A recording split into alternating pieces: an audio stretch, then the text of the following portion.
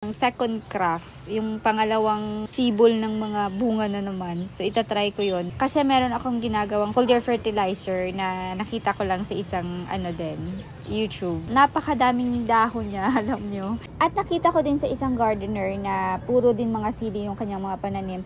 Pwede pala na yung mga sili is mamuhay ng ilang taon siya, up to 5 years, kung tama yung inyong pag-aalaga. So, ngayon yun yung itatry ko. Kasi dati, pag medyo ilang months na nagha-harvest ako, pinapabayaan ko na kasi siya. Tapos, inaatake na talaga ng peste. So, yung ginagawa ko, yung pinapalitan ko na lang ng panibagong pananim. Kasi nga, hindi na siya namumunga, puno na siya ng peste kasi hinahayaan ko lang pinapabayaan ko. So, ngayon, dahil nandito siya sa rough dig namin, medyo kakonti lang yung mga peste. So, itatry ko na bubuhayin ko sila ng ilang taon. Tingnan ho naman ninyo kung gaano siya kalago ay yung mga dahon. Hindi ko kasi alam kung pwede ba itong kainin.